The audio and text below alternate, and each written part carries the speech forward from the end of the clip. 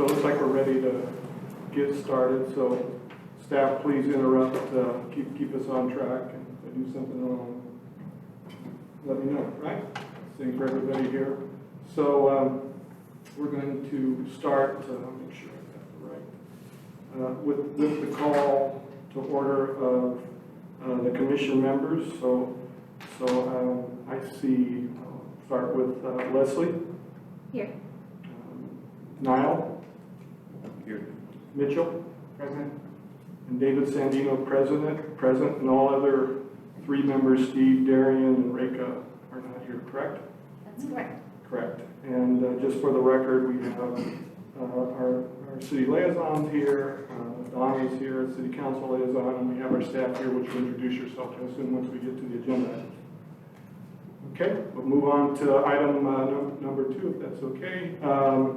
Approval of the agenda. Any changes, any amendments?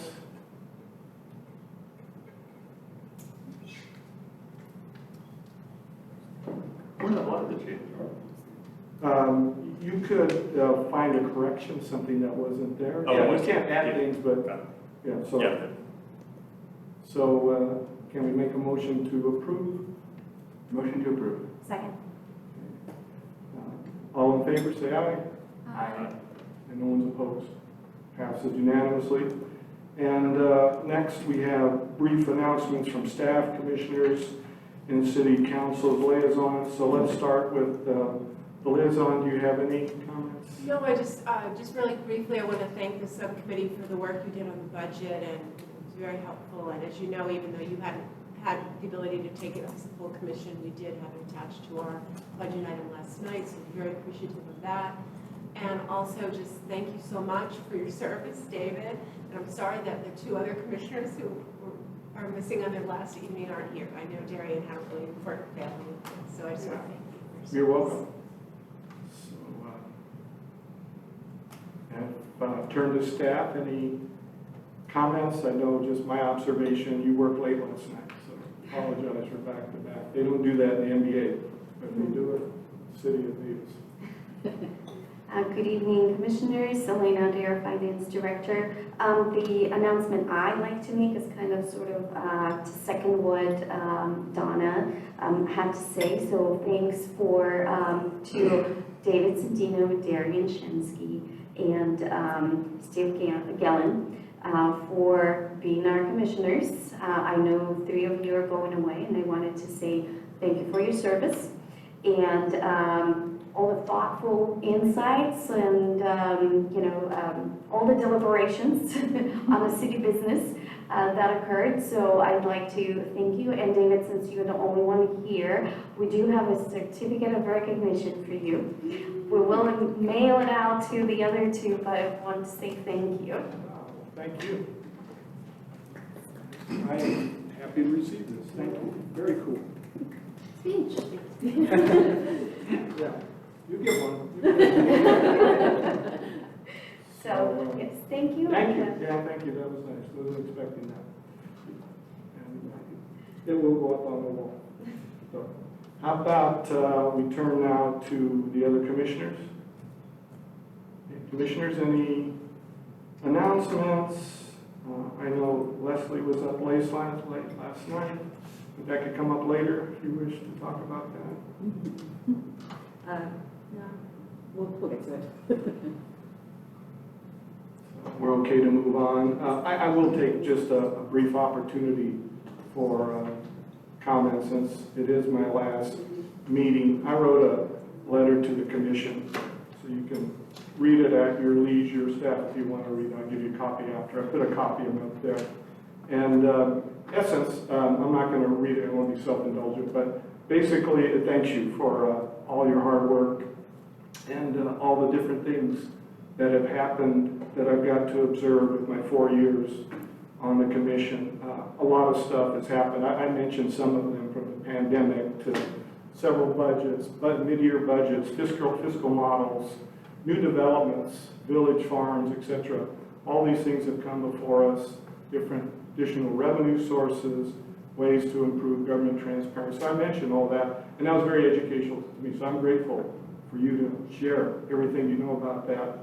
I also felt I'd be remiss if I didn't circle back that, some of the issues that were there 4 years ago, they're still there. And it's primarily on the budget, and everybody knows what they are. They're later on the agenda, dealing with budget issues ranging from budget reserve to pavement. And what that tells me is that these issues never go away, probably. There's always going to be opportunities for the current group to provide their expertise and try to make things better. So that's why we're here. So I appreciate that issues are still there, but that doesn't mean that we weren't providing some input and some help as they went through. And then I wanted to point out too that I am optimistic for the commission as it moves forward. I mean, people who know me, I'm a big fan of democracy in action and trying to advance it any way that we could, and I think the commission is an example of that. I think we really need that in these troubled times, so I'm grateful to be able to serve with you, and I'm hopeful that the next commissioner adds to the diversity of the city. I'm thinking maybe somebody younger than myself, and the reason I like that is because this is where city leadership is incubated. And you need to have young people, by young people, I'm talking 20s, 30s, for me even the 40s, to come on in and step up and get a taste of sitting up here, working with staff, working with council, working with the public, and have an opportunity for public service. So I have that in my letter. You can read it if you wish. I don't give reading assignments except to my students. I also, at the back, just for giggles and grins, I have 5 issues. That's how they do these things. You put them in 3 or 5. I got 5 issues that I think the commission could think about in the future if you wish, right? So put those out there for you to digest. I won't read them now because it's just up to you. So that's what I have, and thanks for letting me talk a little bit. So let's move on. If there are no other comments, we have item number 4, public comment. And this gives a chance for members of the public to provide comments if they wish. Any comments? Okay. I'm seeing heads no in the audience, so I don't believe we have any public comments, which then moves us to the consent items. So I'm on agenda item number 5, the consent items, and we have the minutes of April 2nd. I'm proposing maybe we could adopt them look at them as a group, May 7th and May 21st. Do you have any changes or suggested edits to any of those minutes? Any comments that you wish to make? I'll offer the comment again, the same one I made last month. I appreciate the questions that you identified, because that's pretty extensive note-taking, and that allows, I think, for us to refresh our memories about our discussion. It would be useful for the public and council. So thank you for doing those extensive notes. So can I have a motion then to approve the minutes of April 2nd, May 7th, and May 21st? I'll move. Okay, so Leslie has moved. We get a second? Second. Second. Thank you, Mitchell. Okay, all in favor say aye. Aye. The motion passes unanimously. Yeah, I appreciate how extensive they were. Yeah. Just logging all the questions. Yeah, absolutely, absolutely. And okay. I save my notes. I'm a paper person, and those questions are useful to me to try to come back and revisit these things. Okay, so let's move on. Then we have the next item, 2 regular items. The first one is the Stormwater Fund update, and we have the Deputy Director here. Has been here before. Would you like to introduce yourself again, Adrian? Absolutely, thank you. My name is Adrienne Heineck. I'm the Deputy Director for Public Works, Utilities, and Operations. Long title for an awesome department. And we are the folks that handle your utilities, so your wastewater, your water, your stormwater, and solid waste. Those are the 4 utilities that the City of Davis operates. And I am here today to talk to you about not that I pick favorites, because it's not okay to pick favorites, but it's my favorite, stormwater, because it is often the utility that not a lot of people realize are there. And in these fund updates, we get an opportunity to check in and remind folks, stormwater is a utility, it is an extensive utility. It does quite a lot to protect our environment from hazards, protect our wetlands and our waterways, and we want to make sure that we are being the best environmental stewards that we can be to our stormwater system. So like I said, stormwater is the water that comes off of your driveway, your house, down your lawn, all of that lovely water from irrigation, from rain, from other sources that's going to go into the stormwater system in our streets. It is not what's inside your house that goes to our wastewater system. And there are some agencies where they actually have their stormwater and their wastewater system connected. That is not the case here in Davis.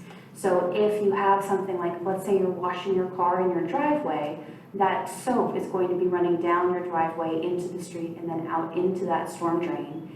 And at no point is there going to be a treatment process for it, not yet, that would prevent that soap then from getting out into the wetlands and our waterways. And that's a very important thing for people to keep in mind when we're doing activities outdoors. Because stormwater has such a direct connection with our waterways, it is actually regulated by both the federal and state government. So agencies like Davis, larger cities like Sacramento have permits that lay out how the agency can discharge our stormwater into those waterways. And they are rapidly getting more and more regulated and strict in terms of what can and cannot go, for the very understandable reason of the impacts of contamination into our waterways. So in Davis, we have a stormwater utility that is hosted in our Public Works, Utilities and Operations Department, and it's broken down into sort of two main groups. We have our operations team, which handles the maintenance. They go every year before the storms will begin. They go and clean out every drain inlet that we have in town. They make sure to protect infrastructure and people from flooding. We also have our regulatory side, which is going to be the stormwater quality side, as we call it here, in our Environmental Resources Division, which is going to be responsible for any type of state reporting, our permit management, and then also any kind of sampling or any type of, code enforcement response for when somebody has an illicit discharge into our storm drain. So those are sort of the two main groups that deal with this utility. And as you can see on this slide, and it will be posted later because I get that it's a little bit small, we also have a great map of our stormwater drainage basins that's online too. It's that Stormwater 101 that I linked in the staff report. And it's a really fun document to take a look at and just see how many areas in our city drain to where in the city. Sometimes folks think we just drain to one place or maybe two places, but it's all over the place and it's a very intricate system. So what makes stormwater a unique utility for the state of California? Proposition 218. And the reason why is because for our other three utilities, water, wastewater, and solid waste, we can do what's called a majority protest process under Prop 218, where we say, all right, we're going to do a study, we're going to determine the cost of the utility, any adjustments that might be necessary. We mail those notices out to our community. We have 45 days. If we have a majority protest, then we stop. If we don't, council can move forward. Stormwater includes an additional step of a balloting. And so what you have to do after that majority protest process that we would do with the other three utilities is you then move forward to a ballot of property owners. Every property owner has one vote. It's not an election, but it is also a simple majority. And a lot of places in California have tried to raise rates or establish stormwater rates through that balloting process. Very few of them have been successful. We are unique and grateful in this community that we do have an environmentally minded community. And in 2022, we were able to have a successful balloting. Over 60% of our community, the property owners in our community said, yep, let's go ahead and adjust these rates for stormwater, which has been tremendously helpful for us. As I'll say later on, we are still in that rebuilding process because previous to that 2022 balloting, we had last adjusted our rates back in 2002. And you probably know Davis, we've had some conversations about growth in various times in this room. We don't grow that often, that quickly, but between the 20 years of when that stormwater rate was established in 2002 and 2022, there was quite a lot of growth. And so our stormwater utility actually wasn't able to keep up with that growth. And we did experience some challenges from that we're still working our way out from. The other thing I would add is the study, when it was completed, did account for inflation, did account for rising costs, but also, as we've talked about in this room last night, not to the extent that we have seen happen in real life.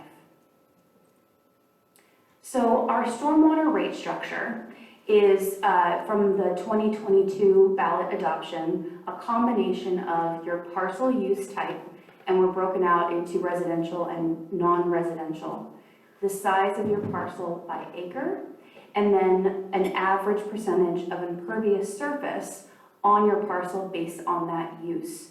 So the consultant went in and looked at all the parcels and said, okay, on average, schools have this amount of impervious surface. Churches will have this amount of impervious surface. And then they linked those like things together to create the categories that we have for our stormwater.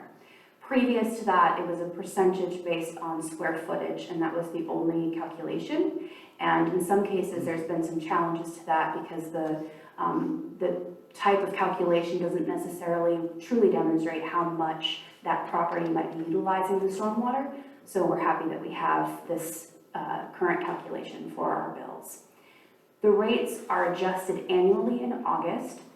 We have the CPI index that we are permitted to increase them by. I have a slide for that as well coming up. But I wanted to also give you an idea of what we're talking about proportionally speaking. So what I have on this slide is actually a pie chart with a breakdown of all the different utilities that are charged in our utility bill. And that gray spot, which is 7%, is the stormwater charge on this bill. And I also highlighted where that is physically on our city services bill. In case you were curious, it is that storm drainage line.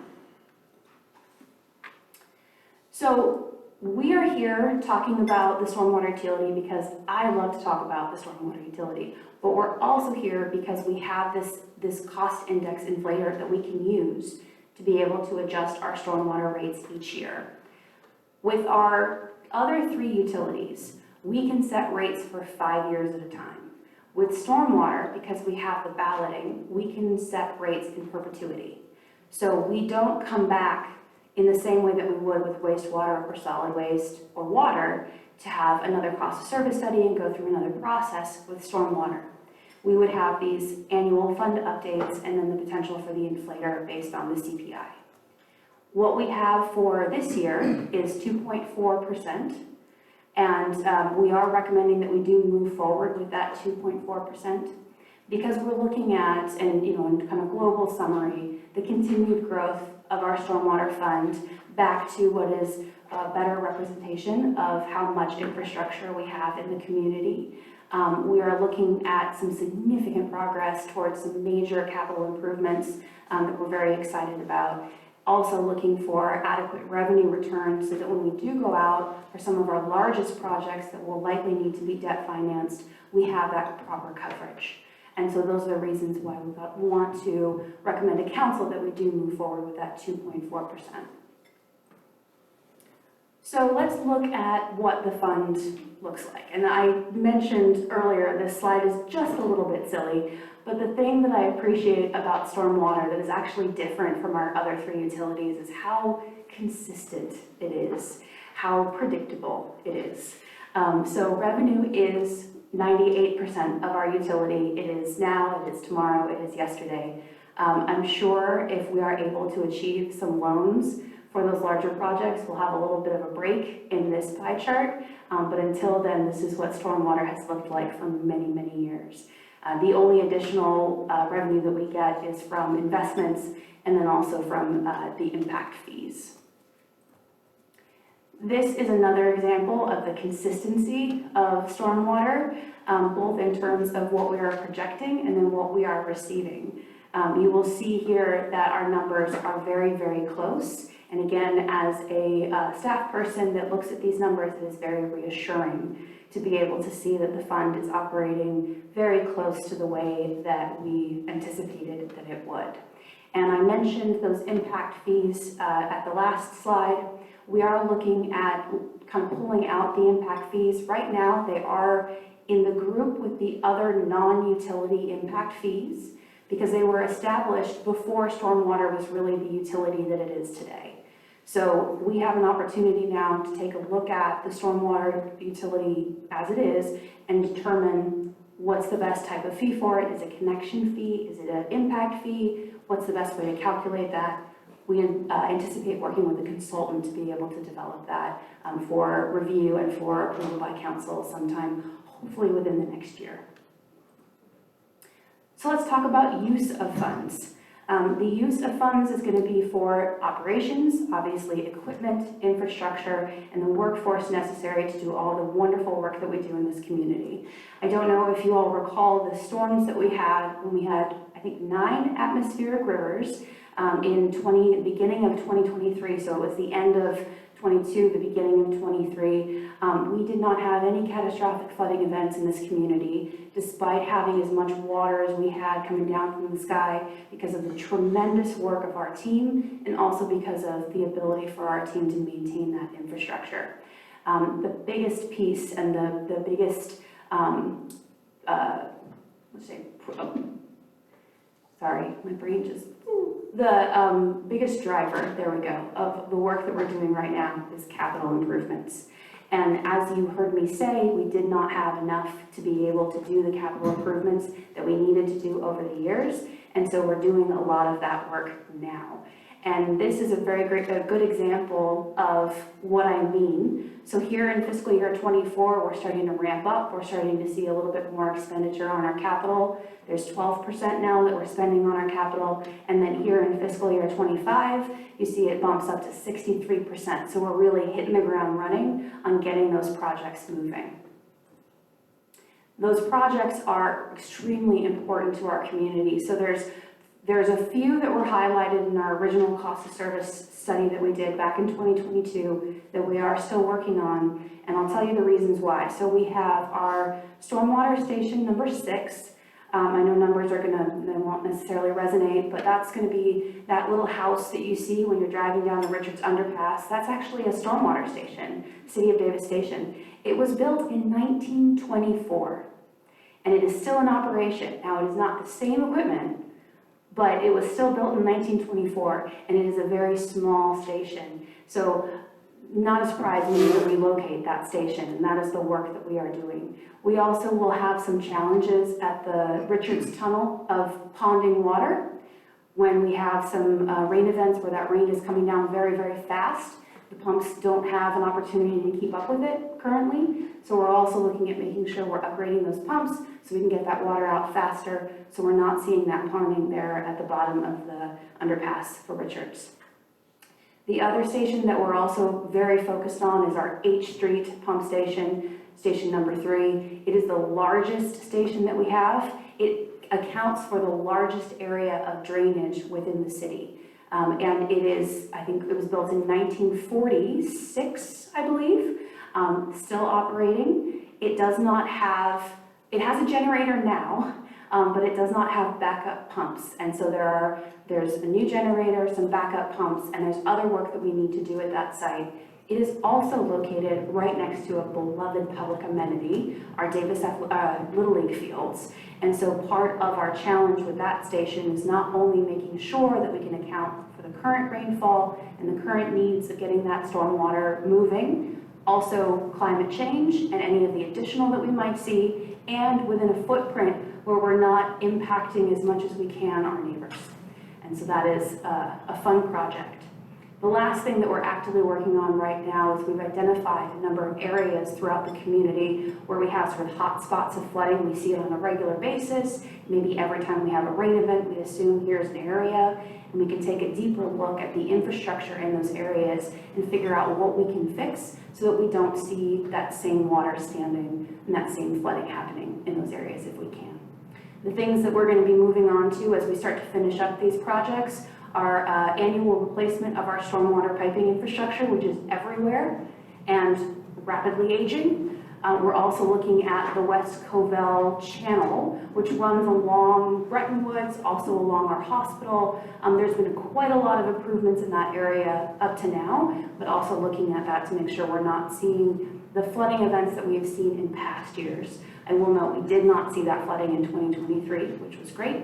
And then we also have a stormwater station in South Davis. It's a large station that does flood frequently, that we would like to make some repairs and maybe lift it up a little bit so we don't see that same level of flooding.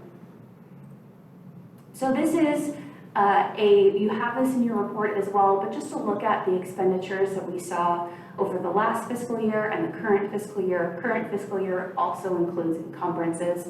It includes the commitments that we've made for projects.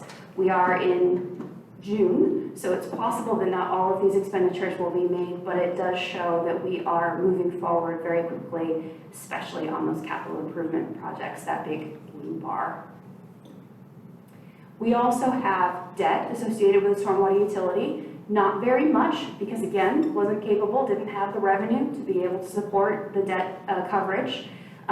We have some inter-fund loan debt, but we are assuming that our larger projects, specifically our 8th Street pump station, will be debt financed. There's not a way for us to go ahead and pay for that in cash. And then we also have our reserve, which is the same reserve calculation we have for all of our utilities, and that's listed out here.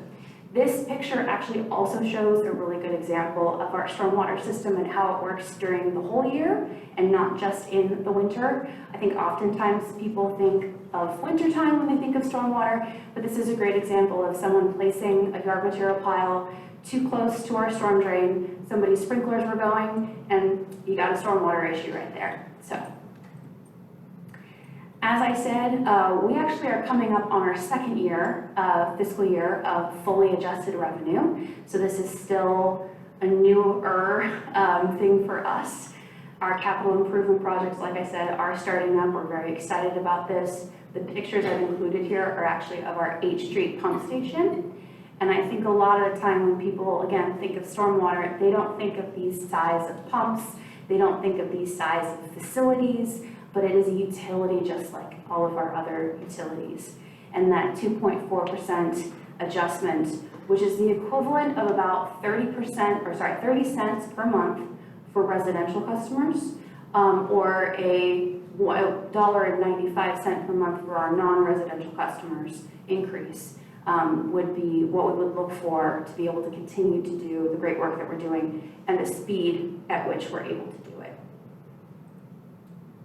So any conversation that we're having tonight, any recommendations that you might look to make this evening, we'll bring to council either at their next meeting or their first meeting in July for consideration, as our rate adjustments for stormwater happen in August. Our finance department does need at least a month to be able to get everything calculated and ready to go. And we always want to support them, make sure they have what they need when they need it. And then any future adjustments, we would come back to you exactly the same way every year, likely in June, to talk about what's going on with stormwater, what we might need, and any recommendations that we might have. And that's everything from me today. Thank you for that tour de force presentation. Let me propose here we can take public comments first, if any, and then have the commission ask any questions, and then turn to comments and possible motions. Does that work? Yeah, so let's open this up for public comment.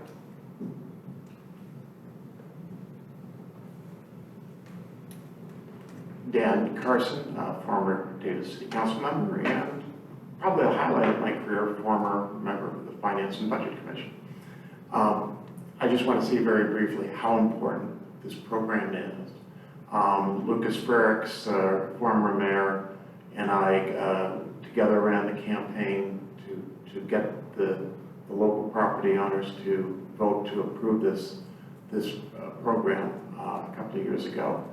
And I know one of the things that really motivated me was, as I came to understand, for example, the risks of electrocution, for example, to city staff trying to deal with places that are exposed to electrical wires in the middle of serious flooding.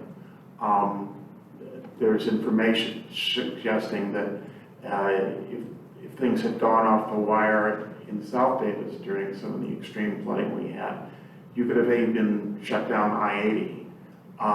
There are areas of the city of Davis that are subject to flooding hazards. So this is a critical program, and it's heartening to see how it's playing out really well, and it's putting us in a position to leverage the city dollars to draw down dollars from other sources, perhaps the state more likely than the federal government right now, to be honest. But I think that's important for us to pursue. That's all. Thank you. So I'm going to close the public comment and open up questions first by the commission, the staff. Yeah. Educational question, Please. you guys have questions? Yeah, go ahead. Oh, okay. Let's get you speaking. All right, thank you for showing us tonight and walking us through it. And I appreciate your passion for the stormwater utility. Approving a 2.4% increase just seems like, so non-controversial. Is there a number that would like make it controversial? Like what? Well, the way that our balloting was set up was that we were allowed to adjust annually by CPI or 3%, whichever is lower. And the CPI was 2.4, so that's where we are. It doesn't directly answer your question. The first adjustment we did for the stormwater rates was higher. And where stormwater is the smallest percentage of our utility bill, it represents the smallest piece of that pie, it did make that pie size get larger. And that was the initial discussion with the community of needing to come in at a higher rate, not really being able to ramp into a higher rate. So what we're doing kind of now is we came up here and now we're slowly doing this. And that's tremendously benefited our utility because of the immediate need for that money in the first couple of years to be able to build that reserve, build that stability, and make sure that we can get started on some of these projects. That does answer this perfect. And just my other follow-up was, I'm just gonna out myself as having like no memory of the 2022 vote. And so I guess hats off to you guys for, herding cats, maybe for lack of a better term, getting 60% approval. I'm just curious, like in your memory of that, what was the argument or the action step, or what was it that like got people, off the couch to vote and to ultimately approve it? That's a great question. One piece that I think was a very successful tool for us was just the basic education of what stormwater is. And not a lot of folks understood what the stormwater utility was. I think a lot of the time people sort of conflate it with wastewater. And sometimes people feel like, well, I can just put whatever into there because it's going to end up being treated anyway. So it's reminding that that's not the case. The other piece was the very true documented argument that where the city was able to grow, the utility was not. And it's very clear, you could see that. And so I think people saw, oh yeah, we've grown over the last 20 years. This utility has not been able to do that. We've got some extremely old infrastructure still out, operating. That's fantastic. But the potential for some challenges is very high. And so it's better to address those when you're not in an emergency versus when you are. And I think folks really understood that. We were hoping, of course, for a positive outcome. I think, the 60% was something we weren't necessarily anticipating, but greatly appreciated. And I will say, so in my department, I work primarily with our Environmental Resources Division. So a lot of the work I do every day is telling people where to throw things away and what they can't flush down the toilet and what you can't put into your sink. And a lot of the time that can be challenging for folks to have to alter their behaviors. But we do know in this community, we have a very environmentally minded community that are willing to adopt things early. You know, we had the first recycling, or almost maybe the first recycling program curbside in the state of California. We were one of the first agencies to mandate organics collection for all customers. So it speaks to the community and their appreciation of our environmental resources that we're able to see the outcome we did. Adrian, do you mind if I just add one little piece to that? Sure. Excellent answer. When you started your question, you said what would be controversial, like what might have been a controversial rate. And there's sort of this core legal requirement underpinning the rates that we charge for these services. And when you calculate the rates, the courts have told us they have to bear a reasonable relationship to the cost of providing the service. So that's what this is all about, is calculation. And even though you might like to amass a really significant reserve, you have to be very cautious about that. Yes. Because then ratepayers can challenge you and say, you're overcharging us. I'm not going to benefit from that. That's going to benefit 2 generations after me. So that's part of the whole concept around these rates. Yep.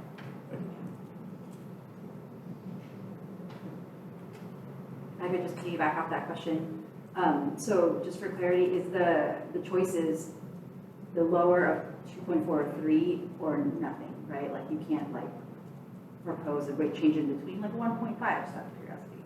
You could. So what the ballot sets is the highest and soonest, if that makes sense. So in June, prior to that August update, you can set your rates at this level or lower. So potentially you could say, let's set that recommendation at 2% or 1%, as long as it's under the threshold of either the 3 or, for us today, 2.4. And then mostly out of curiosity, if you know maybe it's like a quirk of history, but like I'm curious how come stormwater is the only one that has like the extra step of like having to be approved by ballot? So that's not a quirk of history as much as it is a quirk of semantics and our state government.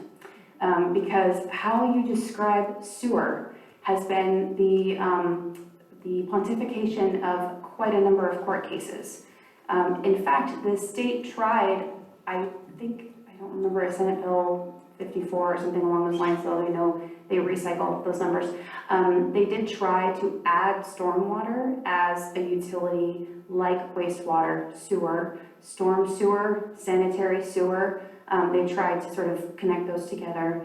The cities that have attempted to use that change to justify not going to a ballot have been actively sued. One case they won, I think, one case they lost. So we're still in this limbo, but it's really because people weren't super clear when they said sewer.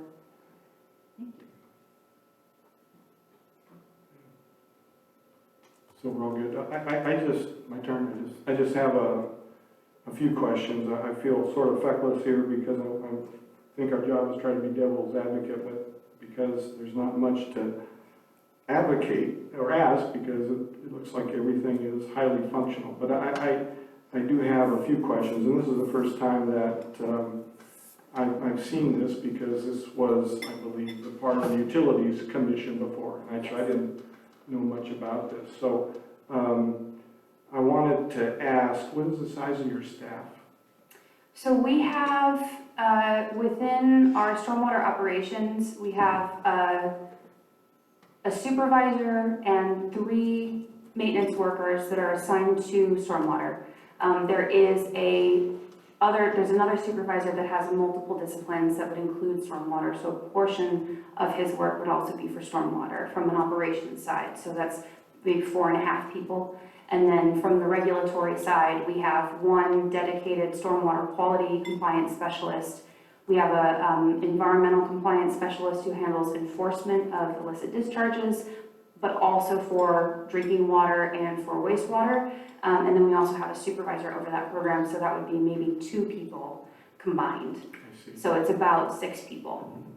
And so the way you described it, is this the right inference? They have defined responsibilities that's all they're working on. They're not working on other components of city utilities, or do they sometimes cross over and help with other things? So part of part of what Vice Mayor Neville was talking about was that when you're looking at the rates that people are paying, you want to make sure that what they're paying is dedicated to the rate that is in operation. So for the most part, for our teams in any utility, they're going to be focused on their utility that their salary comes out of, those rates pay for. There are always opportunities for collaboration, especially when you're talking about equipment usage or other things where maybe not one utility needs to have the giant VACCON, which are super fun to see in operation if you ever can. Maybe they can share it with another utility so they can use it too. But for the most part, they're going to be dedicated to that stormwater system and maintaining it. They also have, in addition to the pipes and the pump stations, those large basins that they manage, and a lot of that is weed abatement and keeping the flows moving. So there's quite a lot of work over the year they have for the system. And I made the inference based on that 2023 wet year, the system functioned well and you didn't receive a lot of complaints or a lot of... So we did have issues. Absolutely, we were going to with the amount of water that was coming down. None of our pump stations stopped working. They all were fantastic throughout, which was great. We didn't see issues with generator power coming up when there were power outages. And for the most part, everything drained, which was really great. And speaks to, again, the team and their ability to make sure that everything is functional. The challenge becomes the age of the infrastructure and how many times we're sort of playing with turning everything on full bore and seeing if this time it doesn't respond the same way. Yeah, that's really helpful. And the reason I was asking that from a fiscal commission standpoint, this is an example to me with a dedicated funding stream and the good work of the council to take care of this stormwater system. And folks don't know about it. Everybody sees the roads and they complain about that, but that has a different funding stream. So this is a good example to me of how a dedicated funding stream can help put these infrastructure issues more or less to bed because you can keep on top of that. Does that feel accurate? Absolutely. Well, actually a really great example is the fact that Davis is one of very few municipalities that is able to have an enterprise stormwater system. If we didn't, it would be in the general fund. It would be supported by the general fund. And as we know, especially with the conversation we were having last night, the general fund has quite a lot of prioritization and competition. And so for some of these agencies, they're not able to do the work they need to do because of those priority changes. Absolutely. And then that leaves me just a couple more questions. So I noticed from Elena's presentation last month that in terms of capital improvements, the stormwater is just a tiny share of the total improvements. 1% is according to this, plus or minus, I'm sure it's in the ballpark. Do you attribute that to because of the funding stream that you're able to keep on top of infrastructure needs and they don't fester or get delayed? Or is it just you have a small... It's actually the opposite. So because we did not have the funding stream that we needed, we're still catching up. And we're still identifying some of those larger areas and being able to, or larger projects and going through the design. So right now, as originally planned, we would be in construction for this stormwater station number 6, our Richard station. We're not, unfortunately, because the location of that station includes the railroad, which is a different jurisdiction in the city, and also an historical resource. And that makes everything more complicated.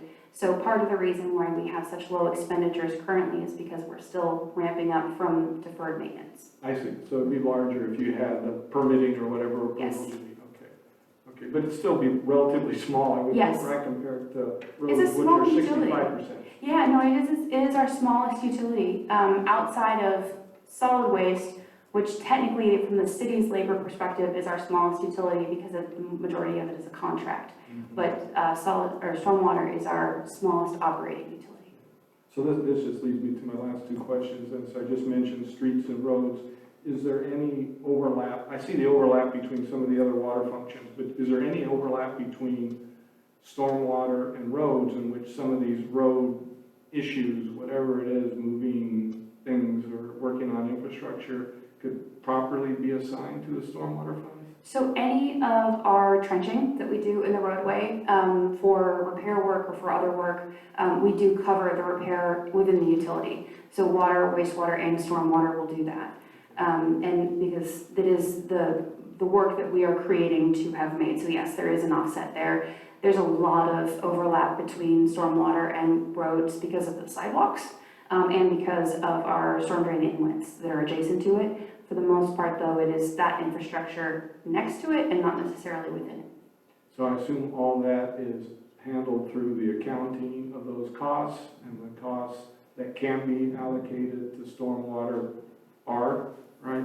Yeah. It's up to the good judgment of your folks to make sure that happens. Okay. One last question. The issue came up at the council last night, and we covered it last time, is the new bargaining unit contracts and labor contracts. Does the increase that you're proposing, does that take into account the increased salaries of the employees? Well, so the increase is not necessarily directly proportionate to what the city's experiencing in increased costs. It's an inflationary measure that is a regional measure, so that's not going to be directly one for one.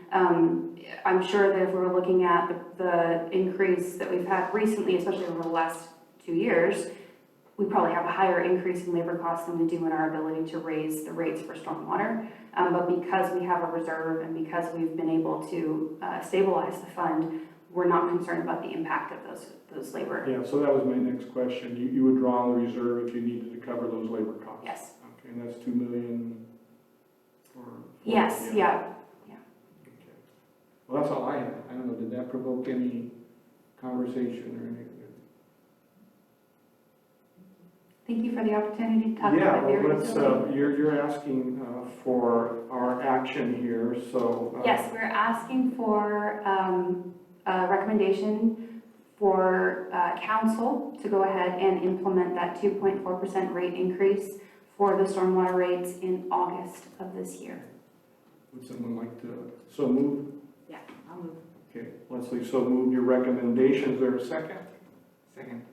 Any discussion? See no discussion. All in favor? Aye. Yeah, it passes unanimously. Thank you for your presentation. Thank you very much. Impressive. We have to find ways to share the good news when we can. I don't know what, that's not my area, but somebody can do that. Sign up for our Greener Davis newsletter. There you are. So that was item 6A. We're going to move on to 6B. This is the budget review, and it has Commissioner Viola Ang and myself.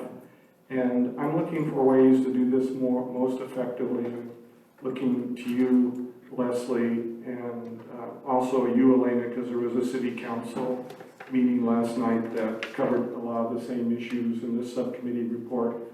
So how would you like to proceed? What's your suggestion? Well, I was going to ask Elena first, are you planning to do a So, presentation or? so I can do the presentation similar to what I did yesterday to the city council, if the commission so desires. If you just want to go directly into discussion of your memo, that's fine too, because the agenda for tonight's meeting was specific to discussion of the report that was submitted by the subcommittee. So it's your. Okay, I mean, I personally think it would be helpful for, if you, I'm assuming, did you guys go having a catch last night? No, just for like, so that everybody has the same context. I think it would be helpful to have a short presentation, because I think one of the main points that we should be discussing tonight is what the council specifically asked us to look at last night, which was the potential budget allocation options and where to allocate those, which is one of the slides that's in the presentation, just for context. So, yeah, I would second that recommendation, and because I thought the presentation was effective and new information, and plus you got feedback from the council, so we don't have to necessarily overlap if you share some of the direction you have. So, yeah, floor is yours, Elena. Thank you. All right. Well, Elena Adair, Finance Director for the city. So quick overview, this is really a continuation of the discussion. This will be primarily focused on general fund. So in the past, we talked about a variety of funds in the city. This is going to be very specific. Agenda just for tonight, some of the changes were made since last time we talked. I'll show general fund summary based on those changes. Additional budget options, this is what you alluded to, that council had a lot of discussion on yesterday. I'll show you a little bit of a recap for the long-range forecast, and as I said, the primary item for this commission was Fiscal Commission Subcommittee Report, which was also presented. I understand you guys haven't had the opportunity to make that discussion yet, but we wanted to make sure to include the council into the conversation and kind of your suggestions. So we did speed it up a little just to make sure they know. With that, a few changes that were made related to the revenues. Since the last 2 weeks, we've received our quarterly, I'm going to call it cleanup, of sales tax dollars. Based on the first quarter, which is January through March, our sales tax actually came in about $200,000 higher, about $100,000 on the Bradley Barnes side and about $100,000 on the local tax. So remember, that would be the last quarter that we've had where it was 1%. Effective April 1, the sales tax will go up to 2%, or it has gone up. We haven't seen any money for it yet, so this month, so stay tuned. But with that, we've adjusted the projections for the sales tax, and looking at to kind of overall other revenues, one of the things we're seeing, unfortunately, our cannabis tax is coming in low. Why So is it's not- that? Can I just interrupt you? It's very common right now across the entire state.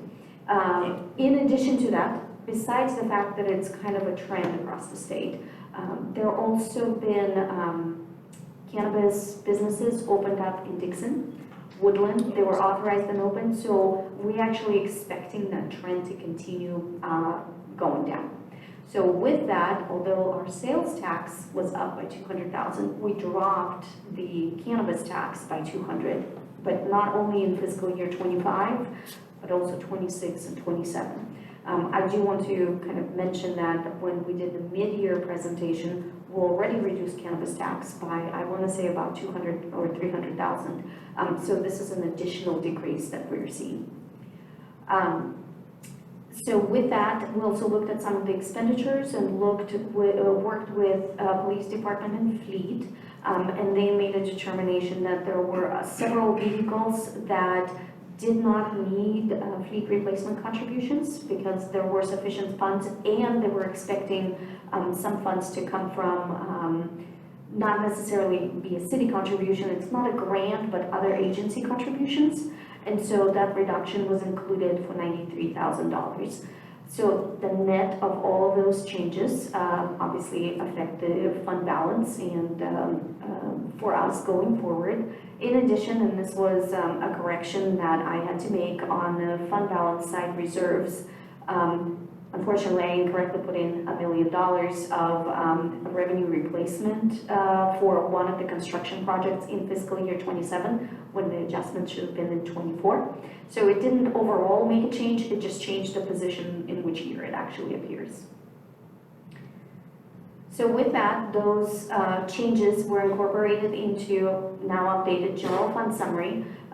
With that, if you recall, when we met a week ago, the fiscal year 27 proposed budget would have enough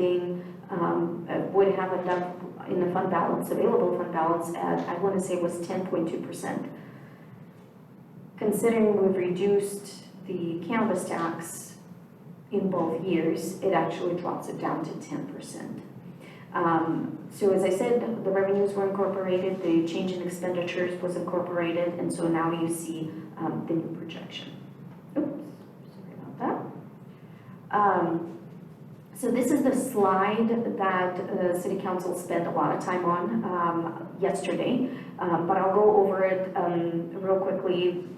During the budget workshop that was held for the City Council, there were a few things that were identified and were requested to be brought up for consideration. One of them is the Crisis Now funding that had revenue replacement dollars from the ARPA funding, American Rescue Plan, and the council originally allocated $930,000 to it. It is a program that was meant to be run by the county, and they reiterated the program, changed it, and in the end decided not to do it to the full extent as originally planned. And so at this point, they're requesting about $125,000 to do this for the next year. And so the consideration was, should we fund it at all? Should we fund it to the amount that they're requesting? And what should we do with the remaining dollars? Similar thing is for Vets Theater. There were some rehabilitation dollars set aside, $350,000, again from the same funding source, which is the revenue replacement dollars. So that was up for consideration with that as well. The city has several vacancies that were identified. Some of them haven't been filled for multiple years and didn't actually have a request for to do a recruitment. So those are listed here with the associated dollars. And so the question to council was, how would you like us to proceed with those? I will say that the 2 limited term accountants were added in the mid-year, just in March. And so I wouldn't say they weren't requested for recruitment, they were, but they were new positions and new funding in starting fiscal year 26 and 27. And so that's part of the reason why they were added.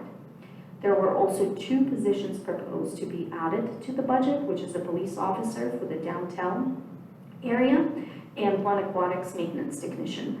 So those were positions, again, for consideration, if they should be included, if they should be eliminated. And then in addition, the last one is de-obligation of previously restricted funds. There were some, we determined, went through number of funds and determined that these funds were restricted by the city council some time ago. There was no activity and no proposed activity for this particular funding source, and so the request was, should we de-obligate the funds and use them for a different purpose?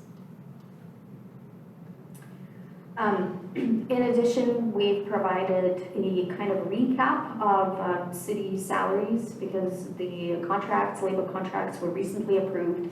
This particular slide gives you an idea on the base salary, what I would call total cash basis, meaning base salary and any additional pays that or cash payments that employees receive, as well as total compensation, which includes everything, salaries and benefits, and where it put the cities in the region for comparable agencies.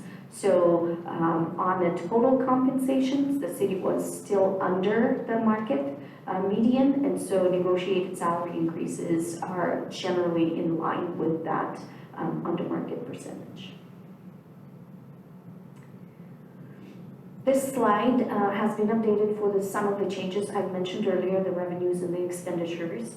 And this is a projection that is done for the general fund long range forecast. It was done with assistance of Bob Leland, who is with Baker Tilly. And that gives you an ability to look at it where we are with Measure Q dollars, which is the additional 1% sales tax, and where could we be if we didn't have that additional 1%.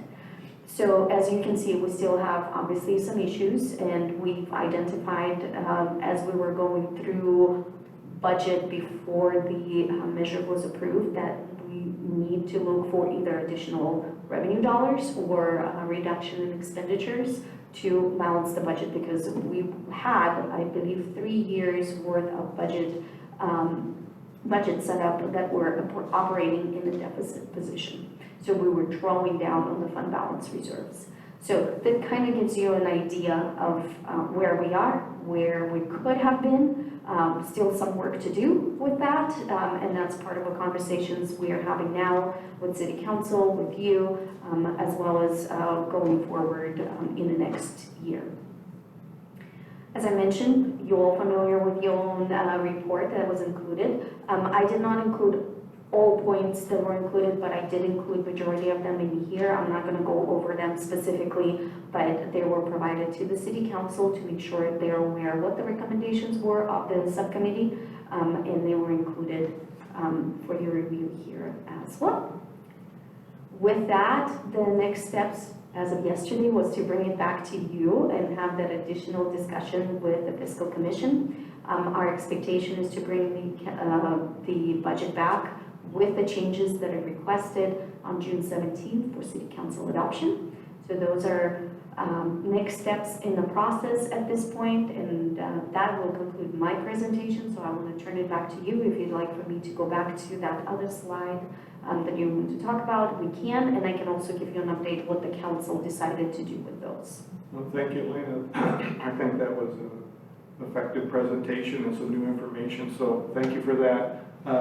Let me just throw this out for the commission, just so everybody is clear. Niall Mitchell, Leslie and I worked on this, but the presentation yesterday wasn't, of course, reviewed by the entire commission yet. That's the plan tonight, so that way we can make a recommendation endorsed by the commission. So that's the goal. The agenda item from my standpoint is to dig more deeply into our recommendations, the subcommittee, answer or ask questions of Elena, and see if we can do a little bit more refining of what the ideas are on the table. So does that make sense? Okay. Then my suggestion would be to be respectful of the public. Does anybody wish to make public comments? If you do, now's the time, and then we'll turn to commissioners' questions. 2 minutes, right? 3. Okay. I'm going to defer to the staff here, whatever. We I'm usually okay do 3 for it. minutes. So. Yeah, that's fine. Oh, sure. Of course. Well, Dan Carson for the record again. Council rolled up its sleeves last night and started going through these proposals to achieve economies. They made some progress, but not nearly enough, and I really don't think it's going to be possible between now and the June 17th adoption of the budget to address the really huge fiscal issues that are facing this city. That fiscal forecast, I do hope you get a full presentation on it at some point and go through it. For one reason, it's a great way to learn about the mechanics of this budget for this city and how it works. But what that showed was, in addition to, if I understand the correct number now, it's a $4.9 million gap that needs to be addressed by the next fiscal year. In other words, 2026-27 fiscal year. Go out a few years and the city is underwater with more expenditures each year than it has revenues, and a $5 million deficit. And then add to that, you know, the kind of reserve you would need to put the city in a safe financial condition. You're talking very significant fiscal challenges ahead. And we think that the council should do what it can between now and June 17th to amend this budget and move it more in the right direction, and including, as they have started to do, to channel some of the money into fixing our roads and bike paths, because if we continue to neglect that infrastructure, the costs of that continue to escalate at a dramatic rate that also has horrible long-term impacts on the city. But then come back, when they get back from their break in September, we've suggested bold action to try to get things going, to pursue the additional kinds of savings that this city will need to operate appropriately. In particular, since they've just locked up a new set of labor contracts that add $3.2 million in general fund costs, plus another, that's an ongoing cost, plus another $500,000 in one-time impacts. They've just inked those labor agreements. We've suggested that they move forward with a proposal for reduction in general fund supported positions across the board, but invite those labor units to negotiate with the city and to put aside position reductions for those that agree to a one-year pay freeze. This sounds radical. I know it sounds strong, but if we don't take serious actions, I don't see any way we get to fill the gap that you saw on those charts. So I'll leave it there. We've provided you, Elaine Roberts, Musser, and I, a detailed piece on what we have in mind, and we're happy to help answer any questions and give you our perspective. Thank you. Thank you, Dan.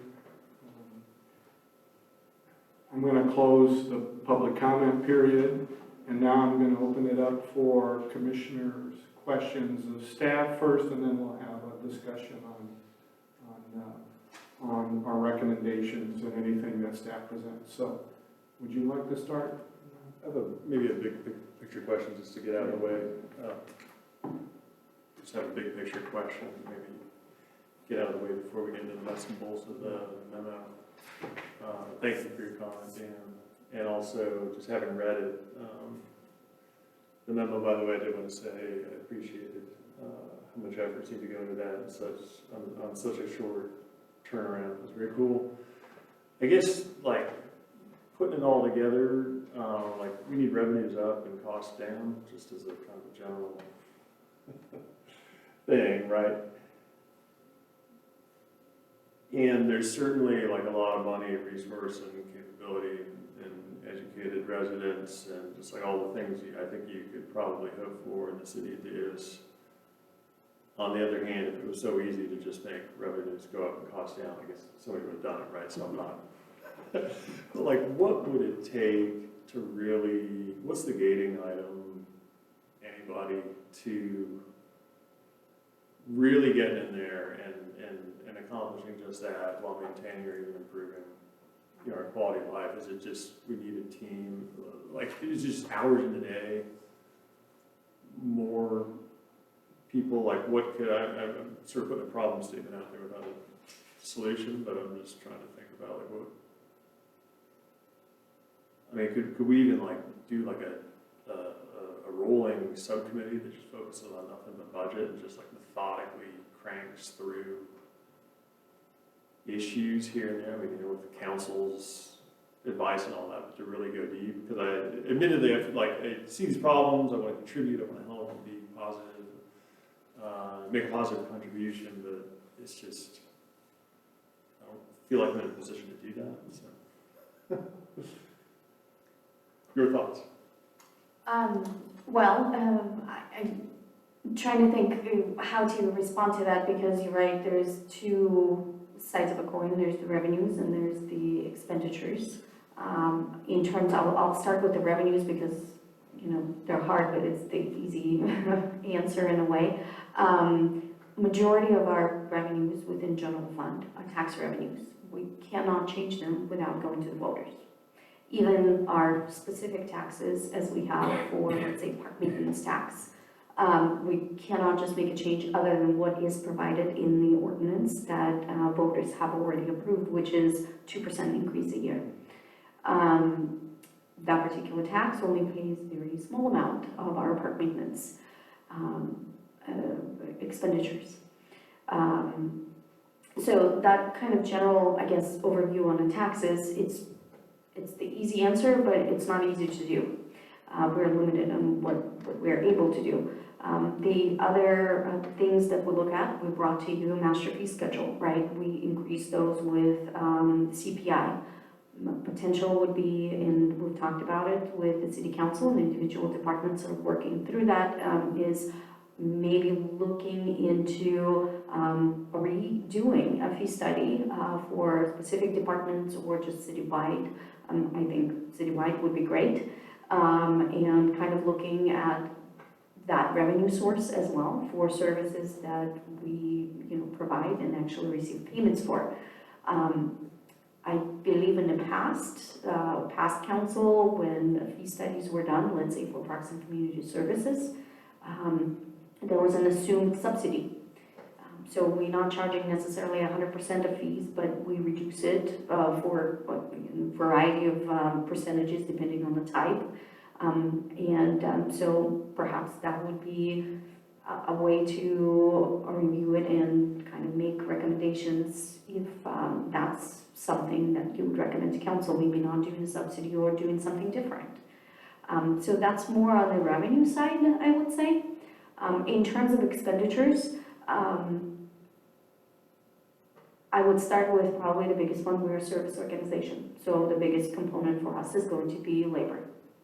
Outside of obviously the capital projects, labor is the largest. Now that one is not that easy, I would say, to make changes to, because you have negotiations and you have to go through that component. So once they're set, you would have to try and reopen, labor negotiations or work with the bargaining groups. It's not just, you go in and make a change. So the other items to look at would be some of the operational expenses. Some of them we can't really change, PG&E, water, telephone use, whatever it is, right? Those are kind of set and we don't control. We receive a bill, we pay it, right?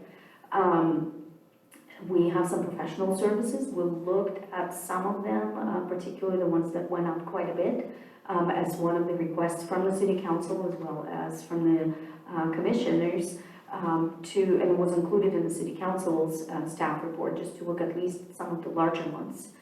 So for example, urban forestry increased from fiscal year 23 to 27. We looked at it from that perspective, I believe $2 million.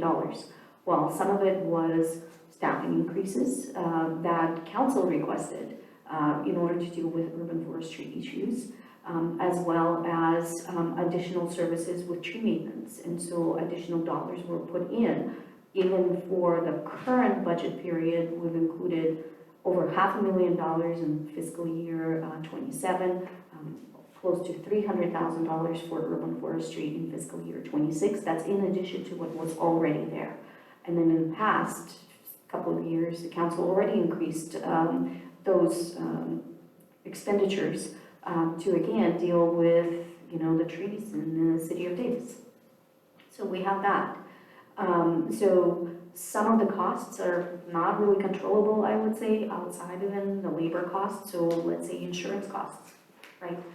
They went up a lot greater than we expected. So didn't necessarily think that it was going to be such a big impact, but it is. And it's eating up into the dollars, obviously, that we will be receiving from the measure, additional 1% measure. So kind of, I guess, a part of it was as we were sort of preparing you for the budget process and doing the education, part of the reason why we did it on revenues, various expenditures in the city, I think that was in preparation to kind of give you some understanding of like, this is what it is, this is where you can look at. It's one of the things that I believe City Council will be doing from even a policy standpoint, is looking at urban forestry program in general, how the city is doing it, who is responsible for what, and determining from that perspective, are there ways to maximize the benefit, I guess, or what can we do to maybe reduce some of the costs that the city has to pay. That, I believe, is expected to come back August-September timeframe. There's also questions, and again, council requests to bring more of a policy discussion based on homelessness. Again, I believe it was August-September timeframe, and this is all in, I think, anticipation of saying like, okay, we need to deal with these issues on the budget side. So how do we address them? Some of these are larger discussions than just, well, this is what the dog pound is, let's cut it. So I think it's getting a little more understanding what's included. It's not just the city decided or the city staff decided to say, okay, we're going to add more dollars to a particular program. Oftentimes it's done with council goals in mind or requests that council has. It's not just, put out there for no reason, I guess. So it's to deal with priorities, to deal particularly with health and safety related issues. So that's how it's usually prioritized, especially when we do not have the ample amount of dollars that we can spend. Because we have a finite amount, we have to, each department came out and I will say had a long laundry list of what they wanted to get, and that included not just staff, additional staff, but other, contractual type of services that they wanted to have and be able to do. But with limited resources, we could only allow so much. And again, there are some costs that we couldn't control and have to pay, and so that's included. So I'm not sure if I'm directly answering the question and what could be done, but I think it's reviewing some of the, council will be doing some of the programs from a policy standpoint, what we want to do and how to move forward the city. I would probably say maybe it's something that council can also pass on to the commission to say, okay, we want you to look at a particular area. And then, you know, the commission could take it on if that's the case. I'm not sure if that is going to be council's direction at all or not.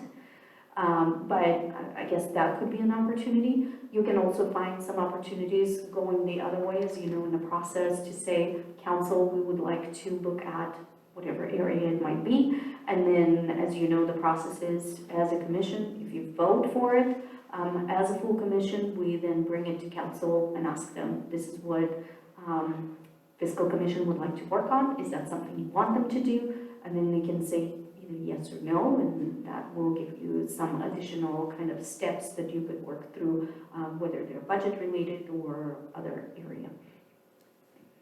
Yeah, maybe we could chat about that. I mean, it doesn't need to be right now, but, you know, some new point. Thank you for that. I just want to be clear, I'm not talking about raising, on the revenue side, I'm not talking about raising taxes. It's more about whatever driving the activities that flow through, you know, fee schedule, tax rates, and so forth, and ultimately lead to higher revenue. I'll turn it over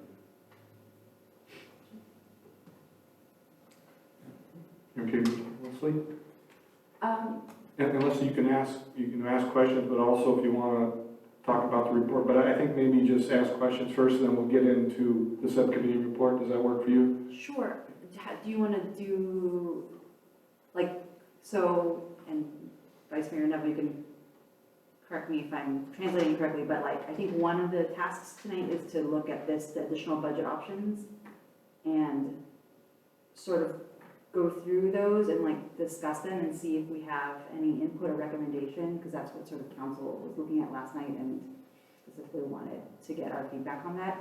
So I don't know if you want to do that separate from the report or before it, or? Why don't we ask any questions we have, Elena, for clarification, and then we'll just add that as part of our conversation, because it could be an additional recommendation that the subcommittee hasn't evaluated yet, but we were going to lump all of our recommendations into one report, so. Okay, as sort of a foundation for like the rest of the questions that the discussion will have later, one question I had was about, council last night talked a lot about like the 14th Street project, and forgive my ignorance, but could you tell me a little bit about, like, is that something that's related to public safety? Like, what is the 14th Street, the importance of that project? All I know, it's 14th Street and Villanova, and it's improvements to that street. I do not know specifically what improvements this involves, so I apologize for that. I can probably pull it from prior budgets, if so. Go ahead, Donna. Yeah, no, it is a repaving of 14th Street all the way from Oak to F Street, if you know that area. So it's a street that definitely needs to be resurfaced, and as part of that, they will also be, if you know the intersection where 14th Street meets F, it's like a T, and there's a light there, and there's a lot of bike traffic coming to and from various schools. It's on the bike loop, right? Sorry? It's part of the Davis bike loop, right? Not quite right there. The bike loop's a little bit to the north, but it is an intersection that has a lot of safety issues for bicyclists. It needs to be restriped, so that'll be restriped. So that's the gist of it. Initially, it was going to do more. It was going to extend all the way to Anderson and get rid of a very narrow stretch between Oak and Anderson where there's a median in the middle. They're not proposing to do that now. So that's what that is. And it's basically just a pavement rehab project that is definitely a priority, I would say, based on its condition. That's what I would describe it. And that just ended up becoming one where that 1.4 million seemed to tie in very neatly with what the needed additional amount of funding is for that project. Otherwise, we would have just put it into pavement. Instead, we said, well, let's reallocate it specifically to that project. Thank you. Yeah. We can go ahead. I have a few questions on the slides that I think would be helpful to me and maybe others. Could you go to slide 5, just the next So these slides were new compared to what we had before, and I thought they were useful and informationally for me to understand the story. So if I understood correctly from the council meeting, I didn't see the whole thing, but these items were discussed, but they were not acted on yet. That's going to wait until the next council meeting, whether to take action or not on any of these budget options. Is that right? Because I don't want to talk about stuff the council's already decided. So the council gave direction to staff on some of these items to proceed, but I believe the question was also posed to a subcommittee or a commission to perhaps look at these items and see if you provide any different recommendations. Let me just quickly go through these just to let everybody know what the council's direction was so that everyone is aware. So, as the council said, the easiest one was the very last item of $1.4 million to deobligate the restricted funds and put them towards the 14th Street improvements. And so that was one of the things. In terms of crisis now, whatever the county dollar amount that they've asked for, which I believe is $125,000, to take that and set it aside for Crisis Now program, which would go to county. The remaining balance is to be dropped to the reserves. The events theater rehab, which is $350,000, to reduce that and drop that to a reserve as well.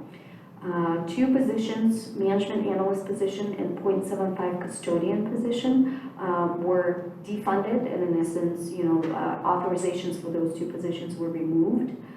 The dollars, these are ongoing dollars, so the other ones were one time, these are ongoing, so those were reduced and go to reserves as well, but these will improve reserves going forward, so these are not one-time dollars.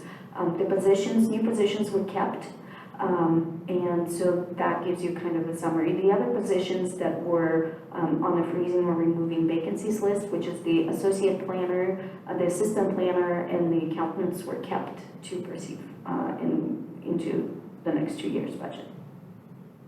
Yeah, so that was really helpful because I wasn't sure how much we would want to discuss those, but what I'm hearing, there was an increase in the reserve that could be calculated based on these numbers estimated, the ones that now have been changed from current spending plans into now discontinued, right? Do you have a number? It's over $1 million. I could do that fast enough. I do not have it with me because we're working with the departments just to make sure, like, for the obligated funds and whatnot, where to put it in. So, but yes, it reduced it. It is over $1 million because the salaries alone is to $300,000. You have $350 on the vets rehab. So I want to say it dropped. I think it increased it to close to 11%. Sorry, I don't have that. I was just curious. I'm trying to do the math in my mind. So the slide right before you have the ending fund balance at 11. So this is before these particular budget options that were discussed by council. Correct. So that number is going to go up by Correct. yeah. So that would be fiscally prudent to get closer to the 15. So I understand that. Okay. Next slide. And I think this was slide 6 to deal with the total compensation. And the subcommittee, we can talk more about it, but that was one of our items. Number 2, we were just not clear about the various labor agreements and their completion and their impact. So what I heard from you, I think, Elena, earlier in the year, that when you're doing your budget estimates, you took into account these labor agreements the best you could because you didn't know how they were going to land, and I think the number was 2.5% increase that you were figuring as before the agreements were completed. Do I have that right? I don't remember if it was 2.5. In the past, the city always built in 2%. The 2.5% is built into a long-range forecast, just to give at least something, because with CPI things change. I will say I do not remember what we had specifically in mind, or what was given to us as a placeholder. But we certainly updated everything as the agreements got into play and were presented to council. Because and this relates to our question one, I think that came up at the council just in some public comments, the elaboration on Measure Q and the expectations, and to what extent did the labor agreements impact that? So just the rough numbers, and I heard the first number here from Mr. Carson, a general fund impact of increased salaries. I assume that's from some baseline up to the current numbers that you have there, $3 million or whatever it's estimated. I don't know if that's right. It's not that important that it's right now, but I think that's something we should talk about as to whether or not that would be useful information. So if nothing else for transparency, that this was the impact of the baseline impact on the general fund relating to the labor agreements. Did that make sense as something to talk about? I will mention when, usually, when the contracts are brought to City Council for approval, there is a fiscal section of the staff report that goes with the contracts. So in the fiscal section, generally, there is a statement what the estimated cost is. So in this case would be, $25, $26, as well as what the usually an impact on the general fund is. Okay. Or how much of that change impacts the general fund. I think that'd be useful, and maybe the story is already told, I'm not sure. But I think that was the question we had on the subcommittee. And I looked at it as a basic number that we had $100 million spent on total city employee salaries. That was the estimate. Now, only a small share of those, or a share of those, are general fund. And so that was my curiosity as to how would that break down for the general fund. So I think that would be something we could talk about. So I'm going to put that on hold. I'm going to move to the next slide. And this was a slide that my eyes opened wide last night, because I hadn't seen this and I wasn't aware of this. And I think Mr. Carson talked about the consultant. So I want to make sure I'm reading this correctly. And I like the with Measure Q and without Measure Q. That was certainly something that we talked about as a subcommittee, that we think that's important to daylight those things. But also, the with Measure Q surprised me. Am I reading this right, that at some point it looks like 2030 or 2029, at that point the general fund balance goes into the negative? And does that mean, is it just that simple that we're having problems in terms of our reserve funds at that time? We've exhausted them? That's correct. So if city does nothing, so if we have a budget status quo right now, it shows that our revenues are lower than our expenditures. So I'm going to call it a structural deficit. So $2 to $3 million. So if you look at the general fund slide, so if we continue that spending pattern, then this also includes, I want to make sure to say that in the long range forecast, our consultant includes recessions. So they generally happen every 7 years, so that's built into the forecast as well. So if we do nothing, then yes, it's going to draw on the reserves, and it would put us into a deficit spending. Yeah, and we could talk about it. Maybe analysis hasn't been done. Is there an identification of the causes? Because my guess is before Measure Q, if we saw something that was done before this, just looking that we wouldn't have expected this kind of structural deficit. So things have happened. Is there identifications of the factor that have turned that negative? Is it as simple as the labor agreements, inflation, those insurance, additional costs? Is that the contributor? I think it's a combination of all of it. Because, like I said, our insurance cost went higher than we expected. So labor contracts increased. So did it add to it? Possibly. It's a general fund dollar, so it could be spent on anything. But we have a variety of things. Our workers' compensation, not only the insurance premiums went up, but based on the claims, number of claims that we have, and some of them are within programs that are supported by general fund. That made it where general fund might be paying a greater share of those contributions.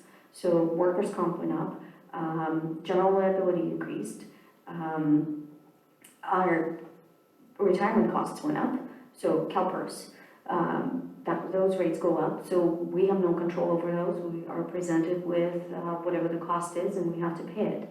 Our cost for health insurance got up. So whether it's active staff or retirees, in the past we've assumed 3 to 5% increases. In the last year we had 9% increase in health costs, health insurance premiums. So what we've built into the budget is 7% increase in each calendar year 26 and then calendar year 27. So the costs have been increasing for us in general, and that's outside of contractual increases, so that added to it.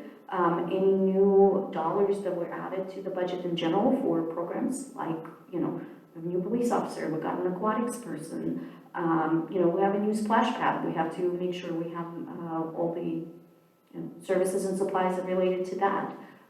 Call it urban forestry. In this year, and the forecast excludes it, but we have the two limited term accountants. So we asked for it for 2 years. So it's in 26 and 27, but forecast removes it in 28. But there's a cost for that.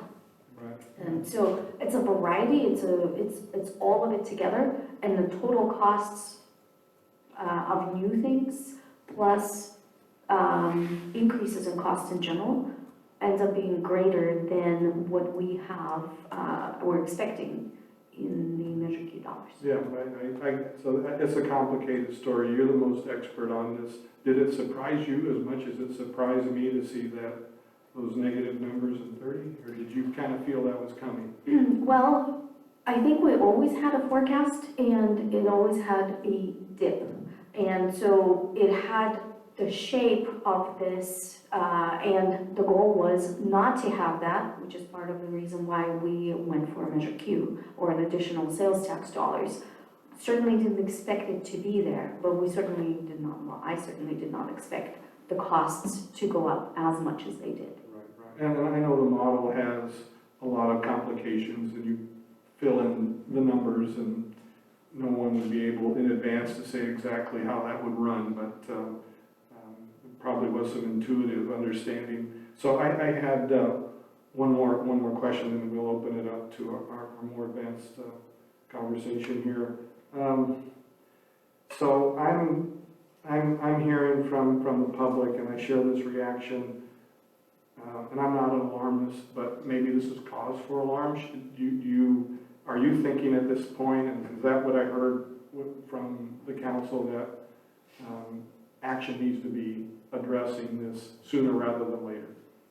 Well, the sooner we address some of these issues, well, in this case, deficit spending, particularly when it comes to ongoing costs, the sooner we can fix this issue because it's compounding.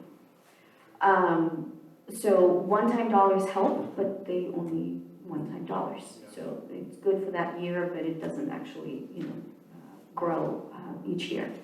So regardless, I will say that the city, I'm guessing, well, I would say I know, the city will never approve a budget that is going to be in a deficit situation. You may approve the budget, or council may approve the budget using reserves, but you can't approve a budget where you go below zero on your reserves, because then it's just, that's just not possible. Yeah, we're not the federal government. Exactly, we can't print money. So regardless, the adjustment will have to be made. Okay. The sooner we make that adjustment, the more benefit we're going to get out of it. Okay, that's great. I don't know if there's any other questions for Elena. We can move on then. So this would be my suggestion, Leslie. Would you wish to highlight some of these? And I'm asking for input from Niall and Mitchell. Do you want to highlight any of these subcommittee reports? Does it speak for itself? We don't have to spend a lot of time on it, or maybe just start with the process and, you know, how you see this. I think that'd be helpful. Sure. Yeah, I mean, I think from the outset, we decided that this report was going to be just like a place to start. You know, like a jumping off point. And like, even over the week since I helped put this together, like I've changed my mind about some of them. So personally, I sort of think it's a lot of things we have on here, and we sort of need to focus the discussion. And a lot of the things that we've recommended on here have sort of been addressed in like the budget workshop and in like the subsequent presentations. So my instinct is to sort of narrow it and focus it to the things that we really think are important to like this specific budget, and then to focus more on the slide that council recommended last night and have a larger discussion about that. Okay, so let me throw out on the table a possibility. Do you want to identify, make recommendations? So what I'm going to look for at the end, we're going to try to get a motion that's going to approve some or all of the subcommittee report. And then also included as part of that motion would be the comment on the slides relating to the positions that you wish to discuss. That's what I'm proposing, and that might focus our discussion. Is that okay? Yeah. So if then, do you have any comments? I'm turning to Niall Mitchell. Any of these items that are on the subcommittee report? So just so everybody knows, Measure Q elaboration, we talked about labor agreements, we talked about contractual services, that came up, pavement management plan, general fund reserves. We haven't talked yet about retiree health care costs, vacant position savings. Okay, that's already been discussed. We've had link between challenges and budget decisions. They get more focus, I think, toward the end. Capital project prioritization, staffing, rationale, site cleanup, and increased water use. So you have a total of 12. Do you have any questions for Leslie or myself, clarifications, Niles, Mitchell, anyone that you don't want there? I think we're open, right? Yeah, I just had a quick one. Yes. I appreciate that OPEB made it in there because of the seriousness of that. Why not pension as well? Was there some distinction between the two? So Like part I of said, it was speed and focus, and we thought that there was that retiree health cost that had been a change in practice because there was an effort to try to catch up on those liabilities, and it got suspended. So we wanted to daylight again. May I, if you don't mind, a couple of things. So just maybe to help with Yeah, at least absolutely. one of those items. In terms of number 11, site cleanup line item, so the recommendation was to defer the cleanup. So this is regulatory. We really have no ability to say no, because if the state tells us you need to go and do it, we have to go and do it. Now, this is an estimated dollar amount because we don't know exactly how much it's going to cost us to clean up. So we put a placeholder in saying like that we're hoping this would be based on what consultants told us. But I really don't think this is discretionary at this point. Okay. So this is item 11, correct? Yeah. Okay. Yep. So we as part of our motion, we could, as I said, we can delete certain things. The other part is perhaps to maybe narrow it down somehow or maybe categorize it a little bit is some of the things that would be applicable more like now that you can decide to handle or recommend to handle versus look at it at maybe a later date or as a policy review or whatever it is. So kind of. Okay, well, that's a good suggestion. I don't know if we're capable of doing that, but we can certainly talk about it. So, yeah. Yeah, I mean, Elena, when you saw this, were there things that you identified that you were like, we can't talk about that now, that's not, were there like items where you were like, this is too much, guys? Well, I think as I said, site cleanup was one of them. In terms of increased water use, I think it's a longer term item. It's not something we can just do right now. It will be a process for the city to determine what they want to have in the parks, right? If the desire of citizens and, council, yourself, hear about it, I'm sure from people that live here, to say, we want to have green grass, we don't want to have succulents, I don't know what it is, right, drought-resistant plants, then it's really, what does the community want? Then is the community willing to pay for it? Because watering grass is going to be different than, so that's going to be more of a discussion, what is the desire of a community, what is the community willing to pay for, what the community wants to see around itself, right? So it might be a little bigger discussion in general, a longer term, even if we do start going towards like, okay, well, maybe we'll, even within a city, yes, it's green grass, but perhaps we'll do it here, but maybe not full 100% of like the field, right? But again, we have to get there. It's not something we can change overnight. Understood. Thank you. Okay, did you get your question answered, Leslie? Good. Mitchell, do you want to kind of offer any suggestions or thoughts on the subcommittee report or other issues you've heard tonight? I don't know if this is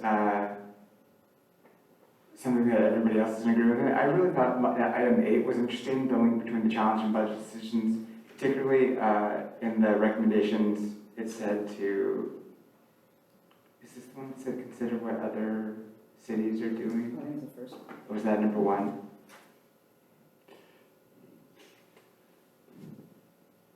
Yeah, that was in one. Just so you know, we didn't prioritize these in a sense, but I think we were doing a lot of this with emails and trying the best we could. But I think there was consensus this was an important one. Maybe that's why it's first on trying to better understand Measure Q. It does actually address in the recommendations for item 8. It says, it would also be helpful to describe the financial conditions of comparable cities, which I always think is like very grounding and gives you a great perspective to understand what other cities are doing. And I thought that item seemed particularly important. Okay. Sounds good. Any others? We can move on as a group and start trying to talk next. I think you wanted to talk about the slide, Leslie. Yeah, well, I was going to also say, as to the first point on elaborating on Measure Q, I do think it's really important. That's probably why it's the first one on there. But I do also think that has been like addressed in like multiple, like the budget workshop, like that was a big highlight of like what was important about Measure Q. And so I just sort of feel like we don't really need to recommend it. It's ground that's been tread and gone over. Just so I'm clear, you were talking about slide 5. Did you want to go to, or am I missing something? Oh, I'm sorry, I'm still on the report. Oh, the report Yeah. stuff, okay. I'm still trying to narrow down Okay. the recommendations that we're gonna keep going with. So, are there others that you think we can? One. One? Yeah. Again, I think it's important. I just think it's. You think it's covered? Mhm.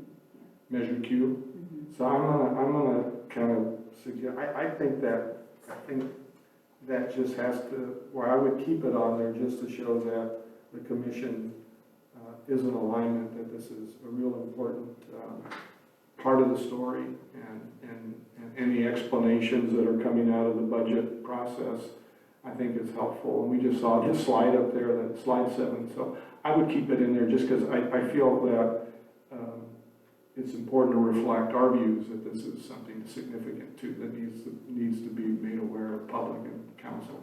Is that our goal though for the, I guess like aren't we trying to offer up like useful insight that's not just sort of a statement of. Well, if you're saying the council's already, I just think that like it's It's well already- agreed, it's important, it's been sort of covered in a lot of the meetings and presentations. I just don't know that we need to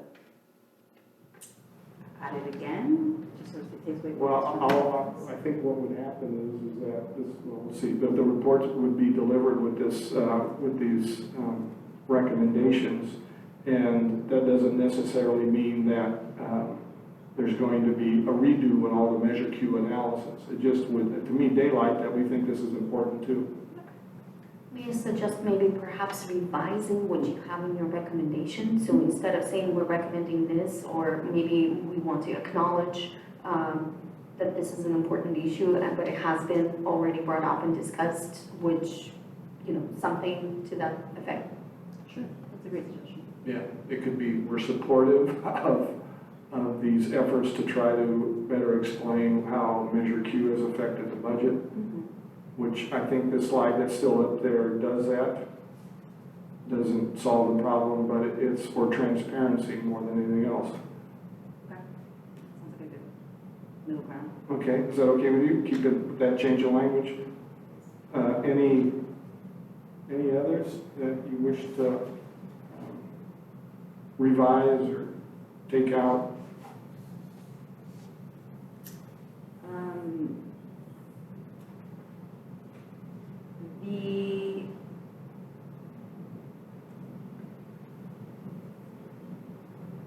No, I'll leave it to, do you guys have any specific things that you else want to highlight? I feel like we're like going over. I was happy with some of them. I mean, I think when we're doing this, we just erred on putting a lot of different ideas out there and thinking we could debate them, but it's difficult to go item by item. I think the ideas are reasonable. You know, they're not far-fetched. I think they provide opportunities for staff and council potentially to think more deeply about some of these things. You know, that's helpful.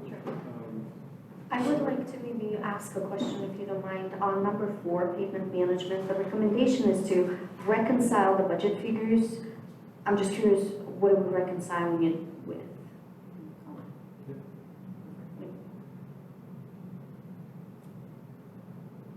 So on this one, let me double check what we're writing. We wanted, I think, on this one to better explain how the current budget relating to the pavement management plan, how it's been affected by this new budget, and whether it's in alignment with what I think we heard earlier in the year about the plan for pavement management both this year and a going forward basis. And it wasn't clear to us whether this new budget changed that plan, those proposals. The numbers looked about the same that we saw in March, 8.5 million, but that's what we were looking for. The footnote, I don't know about that. I don't know what that, maybe Leslie, you can help with that. But we were just looking for a comparison because we thought that would be useful for the public to understand how that pavement management plan is going to be implemented and what improvements, if any, were coming out of it. So that was the intent of it. I don't know about the footnote or the. Yeah, I think that was, I wish Rachel was here because I think that was her suggestion. I think she just was trying to make it a little more like concrete ask of like, what are we asking for? But it kind of sounds like when you first brought this up, it was mostly just for clarification. Just for clarification, trying to explain, because this has been a point that has come up many times, everybody's aware of it, that the pavement management plan, that's an indicator of success of the city and the budget, everybody sees it. And we had that presentation in March, I think that's why we put it there. We provided our comments, tried to understand it. We heard at the time that there's a plan in place, this is what is being proposed to be spent, and it's not the wish list, but this was a number that could achieve our desired level of service. So that was all. We just wanted more clarification. I could rewrite that, or we could try to redo it. I didn't realize it got added a footnote or something. So we could change that recommendation. Any others?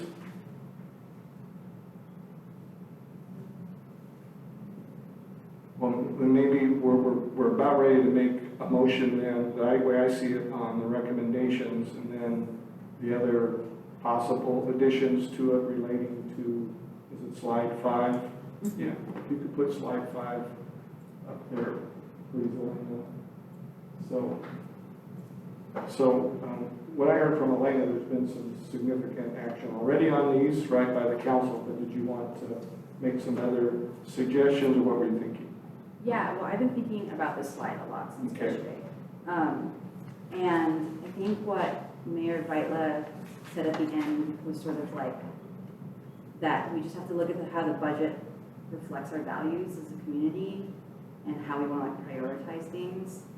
The way I see it personally, when I was at the budget workshop and looking at sort of the scary curve of the shortfall in our reserves,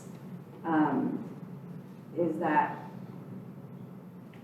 that we, personally, I think we need like just be as fiscally conservative as possible, considering what the outlook is of the potential shortfall coming. Because the things that like impacted all of our expenditures being so much higher than we thought they were going to be, like insurance, and like PG&E, those are things that I don't think we have any reason to expect will not continue to go up, right? Like, I think it's, someone told me like State Farm today just raised insurance rates by 30 to 40% on home insurance. And like with climate change, I feel like insurance is not gonna get lower, it's not gonna plateau even, like we're gonna expect them to get higher. And so personally, when I look at the options, I'm in favor of reallocating everything we can into the reserve unless it's something that's for public safety or that is an emergency that needs to be addressed right now. And so I was definitely in support of like moving the 1.4 million and the everything from crisis now except for the 125 and the theater rehab into reserves.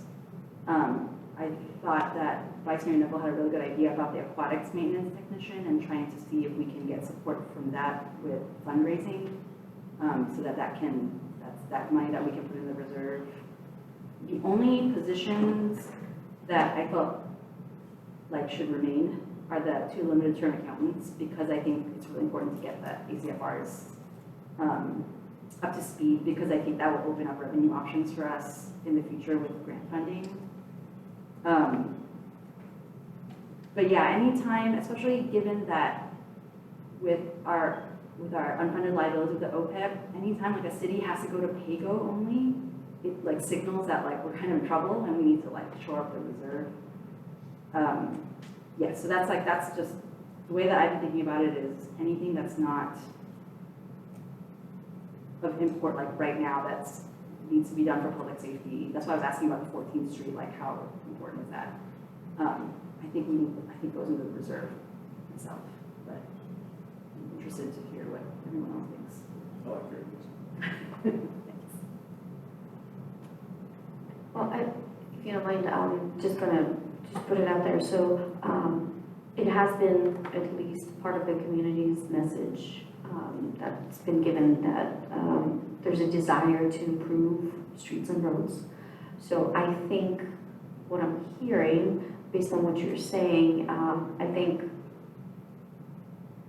if that's where commission as a whole decides to go, then what I'm hearing is, for example, with $1.4 million, perhaps keep what's already in the budget for the pavement-related projects, and then really the decision is how much money do you want to put into paving, right? So what's important, rebuilding reserve versus putting additional funds into resurfacing or improvements, that type of things.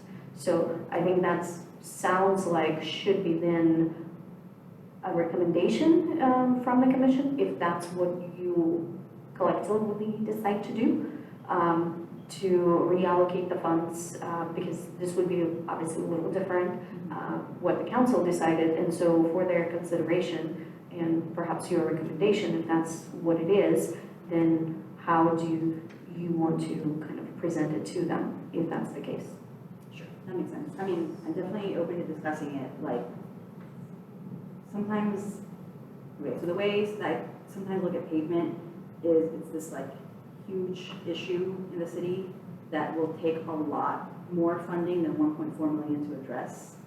And so it sort of feels like it's like a larger discussion that we have to have about like how do we address like roads and pavement, whether that's a new tax or whether it's comes, you know what I mean, like how we like allocate for that. But I don't know that the 1.4 is gonna, I don't know, like meaningfully address pavement, I guess. And so to me, it feels more impactful to like move into the reserves. But I concede that I don't have a ton of expertise in pavement, so I'm happy to discuss in the open. Would you be, I'm just looking for possible landing spots, would you be interested in giving this more thought and thinking about it, and then in August at the next meeting, this could be another agenda item to revisit this with the full commission? I'm just putting that out there. Because what I'm hearing is that the budget is definitely going to be iterative. There's going to be possibility more council involvement right after they get back from the July vacation. So maybe that'd be a good time for us to revisit. By that time, you'd have a council budget approved in June. You can see what's still outstanding. Fair, yeah, I mean, I think it's definitely worth revisiting when we have more information and more of the commission present as well. But I do also want to be sensitive to the ask last night for us to offer insight on it. I will also note that at least in this particular $1.4 million, I believe one of the funding sources for the project is a lot more than 1.4. There's some money set aside, and I think there are additional dollars that are needed for this particular project. So there's some grant dollars involved as well, about $1 million maybe. And there's already local funds that are sitting allocated for that project. It's just insufficient at this point still. So that's where the additional amount is being requested. Maybe the only options I can think of is perhaps request Public Works to evaluate the project and see if there's a way to, reduce how much expenses will go into it. But I would say that once the funding is allocated and if they have the project approved to move forward, I don't see an easy way to say, okay, we're going to take the money back. I see. That makes sense too. That makes sense. So what's your pleasure, Leslie? Do you want to try to fashion a motion relating to this, or would you like to take for us to endorse, or would you like to perhaps put it on the agenda in August? Yeah. And defer to you on this one. I think we can, let me take a stab at a motion. With regard to the subcommittee report, to strike item 11 and 12. Okay. To revise items 1 and 4. 1 to just be more of supportive of this, we're not asking for anything more. And 4, we'll revise it to clarify. Yes, my addition to that would be to clarify that the funding for the current PMP, how much, if any, has been maybe made available or is different from what we've seen from that proposal in March. Right, we're trying to see if there's any additional funding that's been made available to us. Yeah. Okay. And then as to the additional budget options, the motion would be to recommend that we reallocate, or that our opinion would be to focus on the reserve by reallocating everything but the 2 limited term accountant positions. And the 1.4 million, which sounds like it would be complicated to untie that from where it's currently going towards the CIP. So right now, you can do a recommendation to say, put it into reserves, but once it's I see. budgeted, and if you want to come back to it, let's say in August, that's gonna be a lot harder to say, okay, we want to take it back. Oh, I see what you're saying, okay. Then my recommendation would be to make a motion to,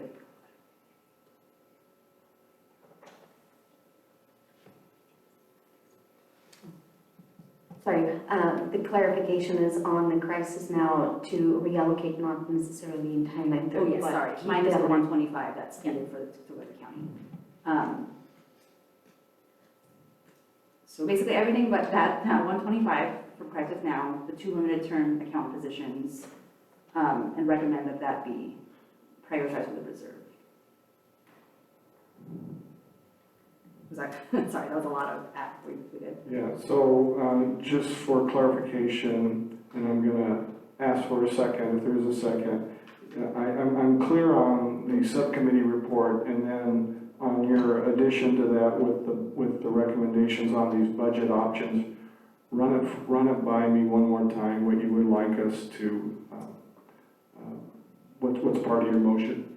Okay, so the motion would be to recommend that council decide to reallocate all of the crisis now funding minus the 125, all of the Vets Theater rehab funding, all of the vacancies other than the 2 limited term accountants, the new positions, and the 1.4 deobligated funds, and prioritize those. So if I could summarize, you would like all of these budget options to be acted on except for the limited term accountants? That was the only exception? Yes, and the 125,000 out of the 930 for crisis now. Okay. Is there a second on that? Second. Okay, so we got a second. Is there any discussion? Elaine, I have discussion, just clarification, so help me with what this council did last night. I thought it acted on the new positions, on the police officer. So the council chose to keep the positions. Yeah. So what I'm hearing is from from Leslie is that her proposal is not to authorize. So you would have, okay, so just so I'm clear, so the council, I thought did act on that, but you'd still like to make the recommendation for the council to change its mind in the next meeting in June. Okay, fair. Any other comments on that?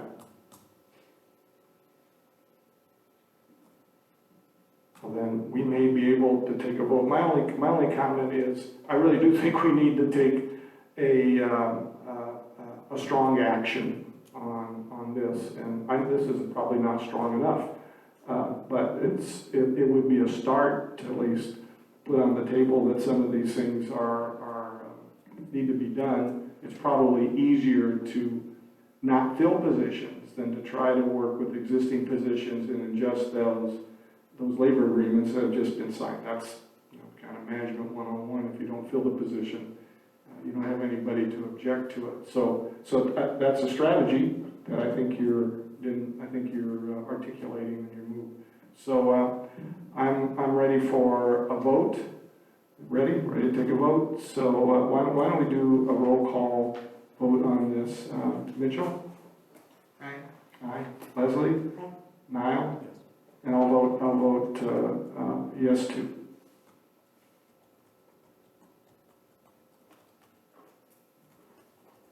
I think that covers what we were supposed to cover with this. Now let's go back to the agenda, if that's all right. We can maybe wrap this up in a few minutes.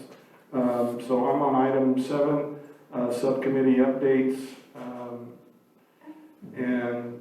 We have Niall here. This is on the down payment assistant loan program, which deals with our affordable housing issues. So any updates? Yeah, I can do that. We have a draft that we're working with. We're gonna try to make sure Commissioner Shansky gets all his input in before he's no longer a commissioner. But we'll definitely have something, I guess we're not meeting till August. Yes, but we'll have something ready for August. Okay, perfect. So I will just kind of mention real quick that in August we will, sorry, in August we will probably have a new chair and vice chair elected. At some point in time, we might probably work with Rika at this point to potentially set the agenda. So if there's any items, just please let Louis and I know. So we know what might go into the August agenda since we're going to have a break.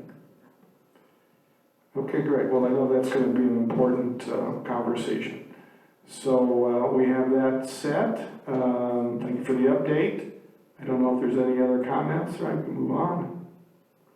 Then long-range calendar, no meeting in July, you've announced, and next meeting in August. You have a tentative water fund update. We've had a couple other items now with the subcommittee update, and perhaps maybe some more conversation about the budget. That's what I see, but is there any other things you think that probably should be on the long-range calendar? Yeah, I had a question. Niall's comment way at the beginning made me think of it, but we have an economic development person on staff, is that right, that we recently? Yes, Economic Development Director, yes. Okay. Would it be possible, since we're like thinking about ways to like generate more revenue, to have a presentation from the director about like strategies or the way that their process is working? Yes, we can talk to her and figure out what the time is. If you can maybe put some questions together, like so that she can be prepared to actually have discussions to address what you guys want to know, that would be great. You can just send it to Louis and I, and we'll work with Katie so that she can do it. Okay, perfect, thank you. So I think we've got the long-range calendar. I missed possible public discussion on subcommittee long-range calendar. Any desire? Okay. So it's no public comments on either one of those items. Any more on this, or should someone make a motion to adjourn? I just had a quick question. Oh, did you have one too? Yes. Yeah, I Why don't did you have a go question. first, yeah. Okay, I was gonna ask about the, your subcommittee report on the investment policy. Is that, do we have a time set to like revisit that? Or are we putting that on the calendar to revisit? We should. We are ready to have that agendized to discuss for the commission whenever there's a moment open for that discussion. Okay. So we can probably pick and choose, I guess, which ones we want to go and we just want to stay here for more than 2 hours. But we can plan it out and see if you guys want to include it as an August agenda, and then since we already have water fund update potentially, and so we'll have to figure out downtown payment assistance loan update or the investment policy. If you guys are ready, or whichever report is prepared, let us know and we'll figure it out. Thank you. That August agenda is filling up. Okay, so once more, any other items, or should someone make a motion for adjournment? Can I just interject with my question? Yes. I'm not sure what the right forum would be, but I would love to have, I'm sorry. Is it for you or for the people who might be watching online? We're recording. Oh, I see. Yeah, Okay, yeah. thank you. I wonder if it might be a useful idea to have more like a standing subcommittee on the budget and economic developments, that maybe we can dig more deeply into those issues, but how do we? So you can't really have a standing subcommittee. So it has to have a beginning and an end. Could that So you end can't with just- my term? On June 30th? Well, generally, no. Our city clerk is probably going to be very opposed to that because it's a Brown Act issue, so of continuing committee. Yeah.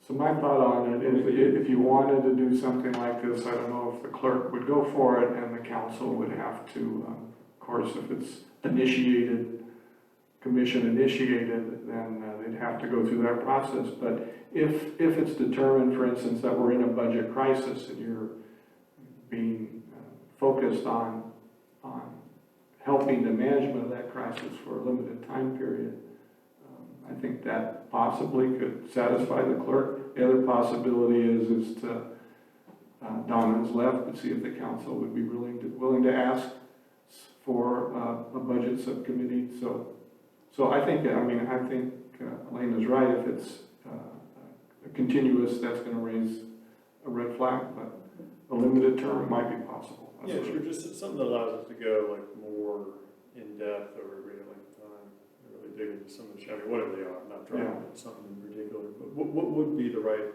form or process to flip that idea?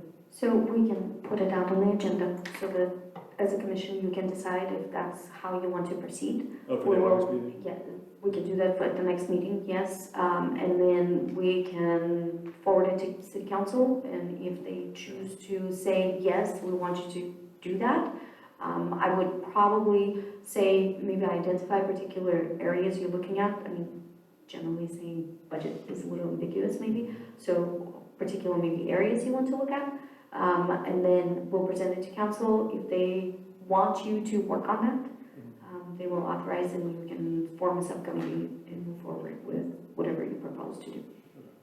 So, and what do you think about this, Lena, too, as another possibility that might even make it easier? So I think when we did our subcommittee work, we asked Donna, do we have to go through the new commission-initiated process? And she said, no, the council has asked this commission to look at this via subcommittee. So we didn't go through a commission. So we formed this subcommittee relatively quickly, and we did our business last week. I don't know if there's any possibility that that could continue if the council, for instance, meets in June and says, yes, we want to continue the discussion in August or September, and let's let that subcommittee also continue. Could that possibly fly? I would assume so. It's probably going to be a conversation with Donna, just to make sure if that's how they want to proceed, because remember, even for the city council, they have a budget subcommittee, right? And they're not continuous either. So they have a conclusion at a certain period of time unless they reestablish to look at something specific. So if that's, you can have a conversation with her and see if that's how you want to proceed. And then we can go from Yeah, there. so Council there's decides. several possibilities, right? So I think it's a good idea, actually, because then you can talk about things and sort out questions, and you're not taking up staff time and council, and then, so anyway, I think it's a great idea. So we can talk about it at the August meeting?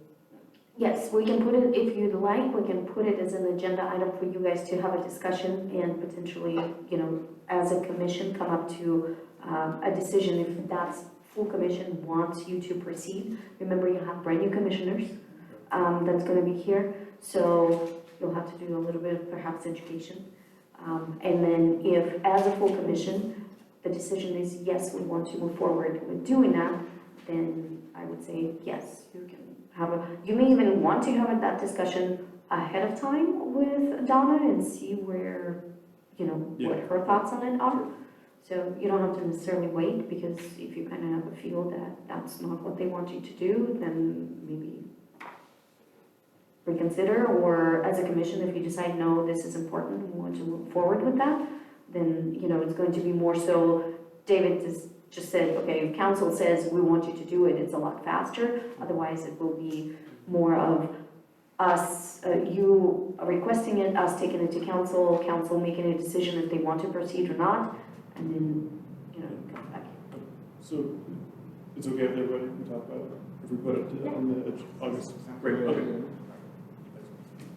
Okay, thank you, Noel, for that. So one more time, I'll put on the floor. Is there a motion to adjourn? Motion to adjourn. Second. Second, all in favor, say aye. Motion carries 4-0. And thank you, staff, for hanging in there 2 nights in a row. Thanks for sharing this. Thank you. Yeah, right.